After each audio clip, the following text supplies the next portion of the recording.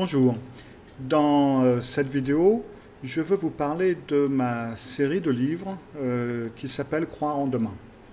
C'est une trilogie, donc 3 livres. Les 2 sont écrits et sont publiés et je suis en train de finaliser le 3e.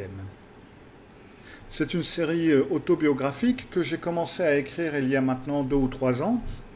Et ça a été inspiré en fin de compte d'une part par ma femme et puis aussi par différents amis.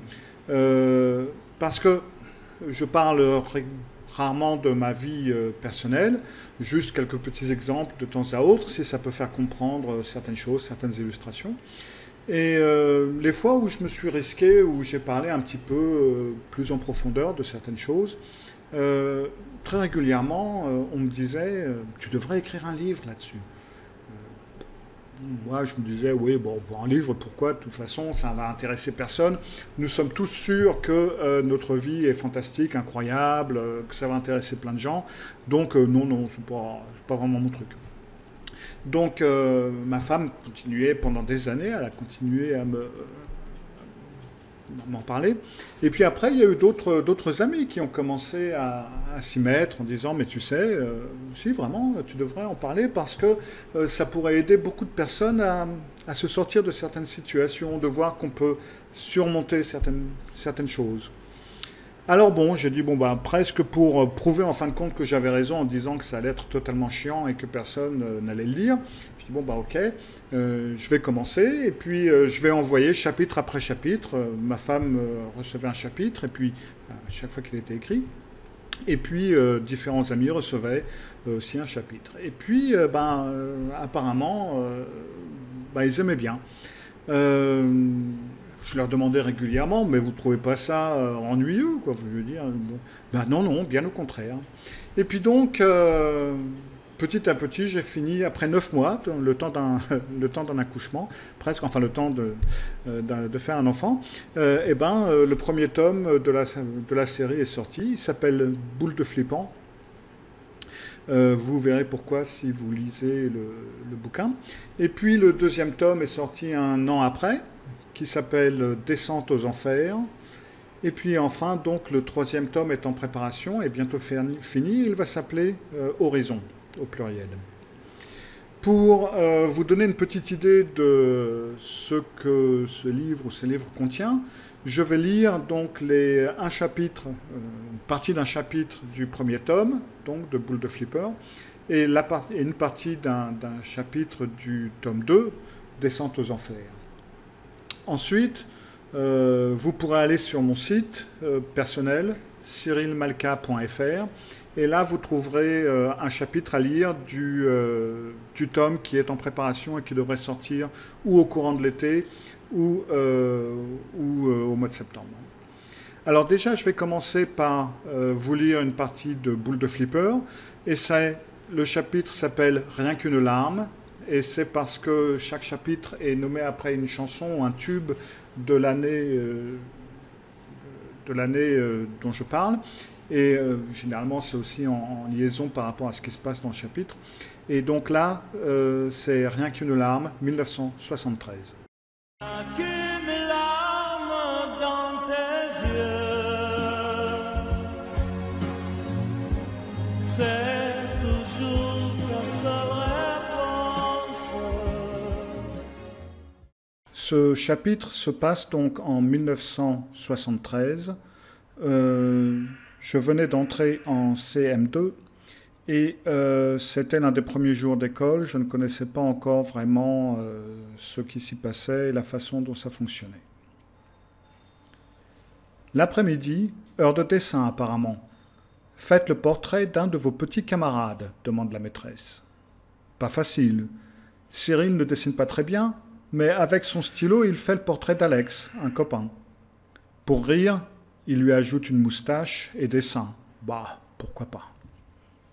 En voyant ça, la maîtresse se met très en colère. D'une part, elle ne veut pas d'obscénité, et d'autre part, le portrait, il fallait le faire avec des mots. Elle voulait une description.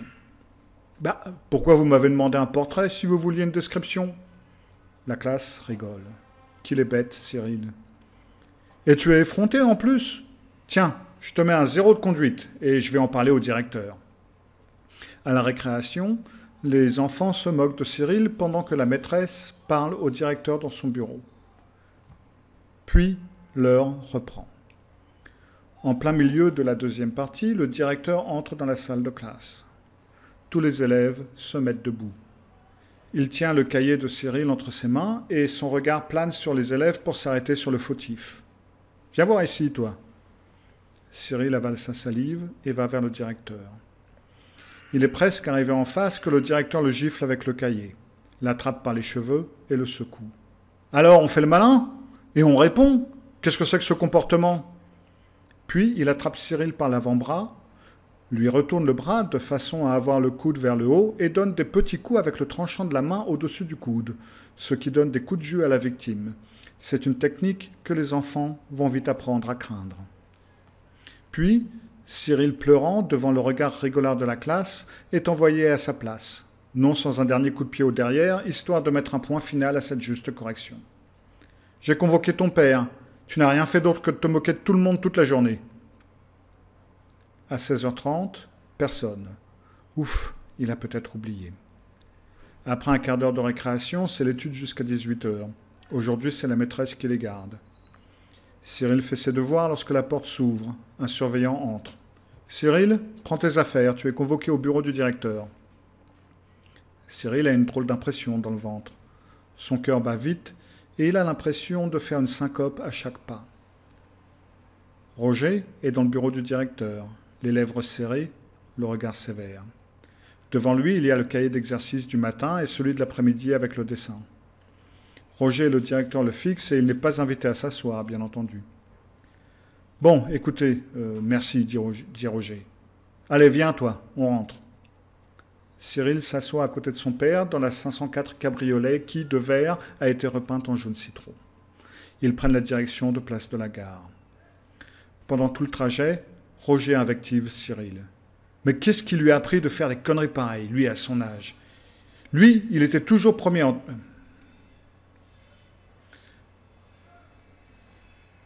Pendant tout le trajet, Roger invective Cyril.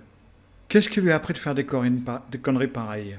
Lui, à son âge, il était toujours premier en tout et la fierté de ses parents. Il a dû quitter la boutique pour s'entendre raconter toutes les conneries que Cyril avait faites pendant cette première journée. Plus Roger parle, plus il s'énerve. Plus il s'énerve, plus il parle. Cyril commence à avoir très peur. Une fois arrivé à l'appartement de Place de la Gare, à peine arrivé dans le salon, Roger met une claque retentissante à son fils. La claque couche le gamin sur le canapé. Cyril entend un bruit de vêtements. Roger a enlevé sa ceinture qu'il utilise pour fouetter l'enfant avec le côté boucle. Cyril pleure à chaudes larmes tout en criant à chaque coup, ce qui a le don d'énerver Roger encore plus. Ce dernier frappe de plus en plus fort tout en hurlant. « Tais-toi ! Tais-toi ! Tais-toi ! Non mais tais-toi !» hurle Roger en ponctuant chaque ordre d'un coup de ceinturon. Avec le temps, Cyril apprendra la technique de ne rien dire sous les coups afin d'abréger les souffrances. Il se contentera de serrer les dents et de pleurer en étouffant ses pleurs ou ses gémissements dans un coussin, dans ce qu'il a apporté ou, à défaut, dans son bras. Mais Cyril n'a pas encore appris cette technique et il crie et pleure pendant que Roger se déchaîne en hurlant de plus en plus fort pour couvrir les cris de l'enfant. C'est seulement lorsque Cyril n'a plus de force de crier que Roger s'arrête enfin. Le dos du gosse, qui est visible au travers du vêtement arraché par endroits, est strié, et il y a des griffures un peu plus profondes là où la boucle de la ceinture a entamé la chair. « Allez, file dans ta chambre faire tes devoirs, espèce de bon à rien !» crie Roger à bout de souffle. « Je vérifierai en rentrant ce soir. » Roger part en claquant la porte derrière lui. Cyril fond en larmes et tremble de tous ses membres. Maintenant, un chapitre du tome 2, Descente aux enfers. Ça se passe en 1978. Le chapitre s'appelle One Way Ticket.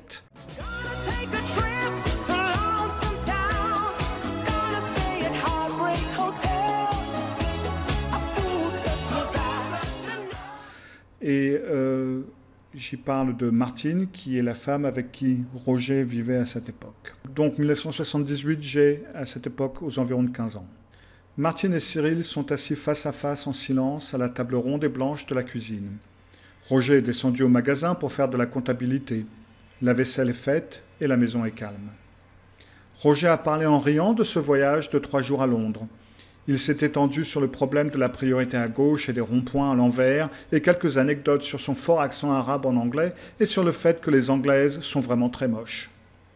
Non, ils ne sont pas passés par Southampton, ils sont passés par Portsmouth.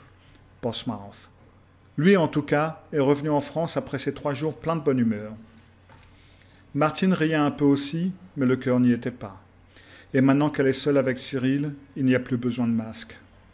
Alors, Martine, c'était comment? Oh, mon pauvre, tu peux pas t'imaginer. C'était une usine, c'était horrible. Tout simplement horrible. Martine a les larmes aux yeux. L'affaire a commencé il y a quelques mois. Ce jour-là, Martine a tendu à Cyril le demi-paquet de Rothmans Bleu qui lui restait. « Tiens, Cyril, prends-les, c'est pour toi. »« Waouh, merci Martine, c'est gentil. Tu veux arrêter de fumer ?»« Non, mais je ne peux tout simplement pas fumer lorsque je suis enceinte. Je me sens mal. »« Tu te sens mal ?»« Oui, ça doit être une réaction physique. C'était la même chose avec Nicolas. J'ai su que j'étais enceinte tout simplement parce que je ne pouvais plus fumer. Ça a été le premier signe. »« Ah bon, tiens, c'est marrant. Mais attends, t'es enceinte ?»« Ben oui, on dirait bien. »« Mais je croyais que tu prenais la pilule. »« Oui, mais j'ai dû en louper une ou deux. » Et papa, qu'est-ce qu'il en dit? Bah, il n'est pas emballé par l'idée. Martine a toujours voulu avoir un enfant de Roger. Elle en a en tout cas beaucoup parlé à Cyril, donc on peut supposer qu'elle en a rebattu les oreilles de Roger aussi. Mais lui n'a jamais vraiment été chaud. Pourtant, il parle beaucoup d'une petite fille. Il a fait 2 enfants, officiellement, et il a eu 2 garçons, Cyril et Raphaël. Mais il adore les filles. Il frétille comme un gardon lorsqu'il parle à Isabelle et Corinne, les filles de Francis et Liliane. Et il aimerait tant une fille. Alors peut-être que cette fois... Mais je croyais qu'il voudrait bien avoir une petite fille. Bah oui. Bah, avant d'avoir une petite fille, il faut bien tomber enceinte, c'est un peu la condition. Bah oui, mais n'empêche que c'est pas le moment d'après lui. Le magasin va assez mal, il va devoir fermer le magasin saisonnier de 5A, et je ne sais pas s'il va pouvoir garder celui de Rennes. Et celui d'ici ne peut pas tirer les autres, donc économiquement, c'est pas le moment, qu'il dit. Ouais, mais vu comme ça, c'est jamais le moment de faire des enfants, hein. Martine reste silencieuse. Après les premières semaines, la décision est prise. Roger ne veut pas d'enfant, pas en ce moment en tout cas, et il va falloir faire avorter Martine. Martine n'a pas l'air d'aller très bien. Roger a une encyclopédie médicale, appelée Le Médical. Il s'agit de 2 ou 3 gros livres blancs avec Le Médical gravé en lettres rouges sur la tranche. Martine le feuillette et regarde les photos de fœtus. La vache, Cyril, regarde. Le fœtus commence à avoir des oreilles, des paupières et des membres. Il bouge, mais c'est un bébé. Cyril considère la photo en noir et blanc de ce qui ressemble surtout à un lézard. Il ne voit pas trop le bébé dans la photo, mais Martine, elle, le voit très bien. Elle continue à feuilleter Le Médical en marmonnant. Elle s'attarde sur chaque photo. Elle lit le texte qui accompagne les photos. Non mais regarde Cyril, on peut avoir un avortement jusqu'à 12 semaines. À cet âge, il suce son pouce. Mais c'est un meurtre, ni plus ni moins. Est-ce que Martine a résisté? Est-ce qu'elle s'est contentée de ne rien faire pour favoriser cette interruption de grossesse, sachant pertinemment que Roger ne prendrait pas les rendez-vous nécessaires? En tout cas, le temps a passé. Vite. Et bientôt, la date légale pour pouvoir faire une interruption de grossesse est passée. Après cette date, Martine a paru plus détendue, comme si elle pouvait savourer, enfin, sa grossesse. Apparemment, Roger s'est renseigné et il a appris qu'il était possible d'aller faire une interruption de grossesse en Angleterre jusqu'à la 24e semaine d'aménorrhée. Donc, grosso modo, on peut faire avorter un fœtus de 22 semaines. Cela a pris quelques semaines à tout préparer, passeport, papier, réservation et plein d'autres choses. Puis ils sont partis tous les 2 en voiture. Martine donnait l'impression de partir pour l'échafaud. Ils sont partis 3 jours. Un jour pour y aller, un jour pour l'opération, un jour pour revenir. Par Portsmouth. À son retour, Martine est pâle et elle n'est vraiment pas dans son assiette. Roger est tout à fait comme d'habitude. Ils les utilisent comme un aspirateur, Cyril, et les infirmières te traitent vraiment comme de la merde. C'est une usine à avortement et de toute évidence, ils n'en ont rien à foutre des patients. Surtout nous qui venons de l'étranger et qui ne parlons pas même la langue. Jamais j'ai été traité de cette façon, jamais. Comme une salissure, Cyril, comme une salissure. Martine pleure. Cyril a envie de la prendre dans ses bras et de lui faire une bise, mais il est devenu trop grand pour ce genre de choses. Il se sent un peu bloqué. Il regarde, impuissant, Martine pleurer. Il voudrait trouver les mots, mais ils ne viennent pas. Quoique, Martine n'a pas l'air d'avoir besoin de mots pour l'instant, mais d'une oreille. Portsmouth. Désopilant, en effet. Tu veux un autre café, Martine? Oui, merci, Cyril, t'es gentil. Cyril, en silence, fait chauffer de l'eau. Tout en pleurant, Martine prend une cigarette. Le 3e tome, donc, est en préparation, sortira d'ici peu. Vous pouvez lire un chapitre qui est mis en ligne. Il vous suffit d'aller sur mon site internet, cyrilmalka.fr. Dans la description, vous pouvez trouver un lien vers les 2 premiers tomes, si vous ne les avez pas lus. Et je mets aussi le lien sur l'écran. J'espère vous voir bientôt, d'ici peu. Mais sans ça, à bientôt pour un de mes podcasts ou une de mes vidéos. Au revoir.